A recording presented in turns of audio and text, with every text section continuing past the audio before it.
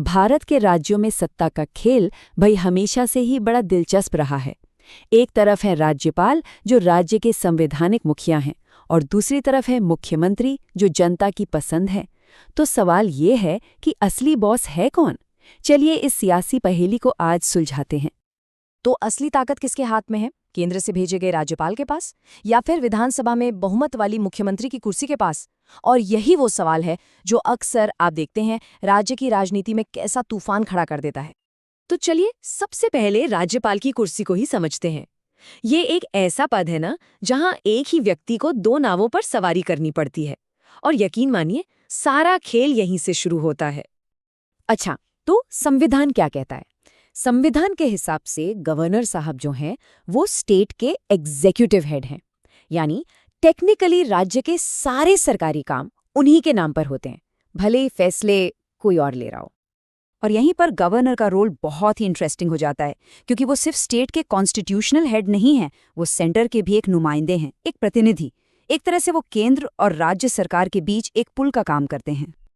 अब एक बात याद रखने वाली है, गवर्नर को हम या आप वोट देकर नहीं चुनते, उनका नाम तो केंद्र सरकार तय करती है और फिर प्रेसिडेंट साहब उन्हें अपॉइंट करते हैं।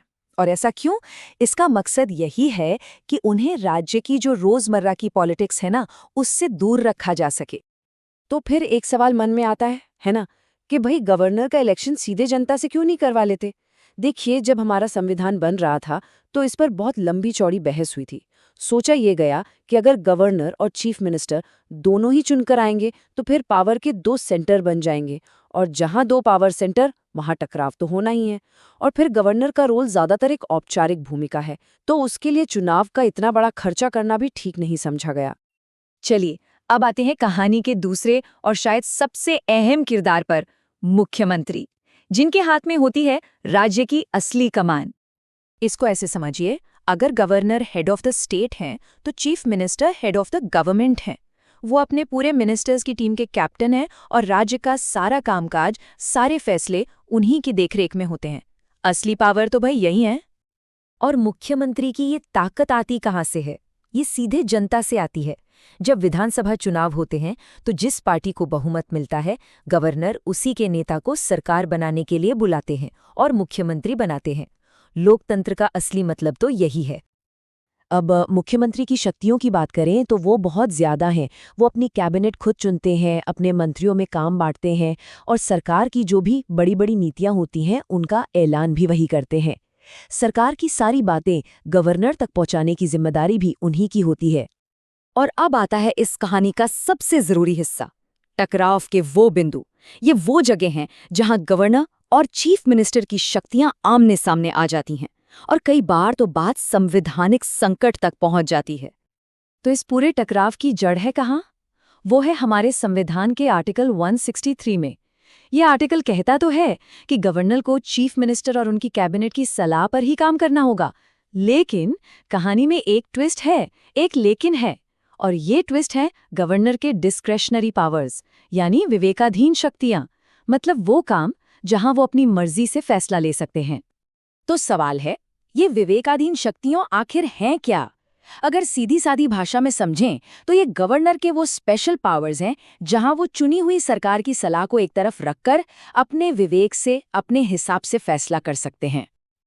और ये समझ लीजिए कि ये कोई छोटे मोटे मामले नहीं होते। जरा सोचिए, गवर्नर चाहे तो विधानसभा से पास हुए किसी बिल को रोककर प्रेसिडेंट के पास भेज सकते हैं। वो राज्य में राष्ट्रपति शासन लगाने की सिफारिश कर सकते हैं, यानी चुनी हुई सरकार को बर्खास्त करने की सिफारिश। और अगर चुनाव के बाद किसी भी पार्टी को बहुमत ना मिले तो ये तय करना कि मुख्यमंत्री कौन बनेगा, ये फैसला भी उन्हीं का होता है। ये वाकई बहुत बड़ी शक्तियां हैं।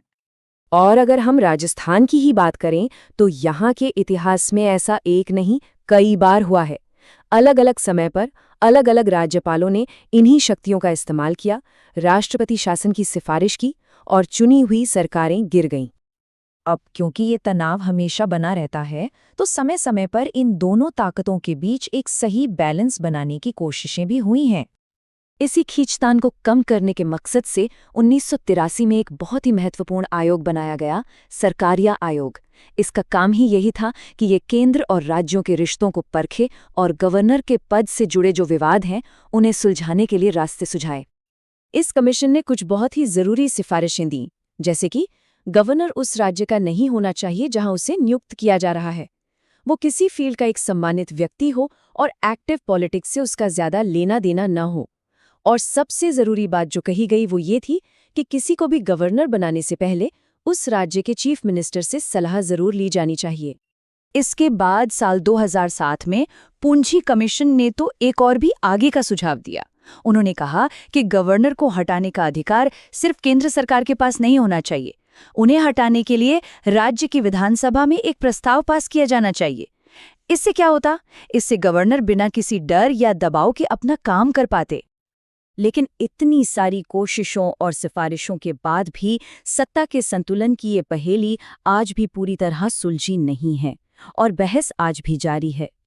तो आखिर में सार क्या है? सार ये है कि हमारे संविधान बनाने वालों ने एक ऐसी व्यवस्था सोची थी जो टकराव पर नहीं बल्कि सहयोग पर चले। एक ऐसी व्यवस्था जहां गवर्नर एक गाइड की तरह, संविधान के रक्षक की तरह काम करें और चीफ मिनिस्टर, जो जनता की चुनी हुई सरकार के मुखिया हैं, वो असली एग्जीक्यूटिव पावर का इस्तेमाल करें। तो आखिर में एक बड़ा सवाल हमारे सामने खड़ा है। क्या गवर्नर का पद आने वाले समय में भी राजनीतिक टकराव का अखाड़ा बना रहेगा, या फिर ये केंद्र और राज्यों के बीच एक मजबूत सहकारी रिश्ते का प्रतीक बन पाएगा? इस सवाल का जवाब ही भारत के फेडरल स्ट्रक्चर यानी संघीय ढांचे का भविष्य तय करेगा।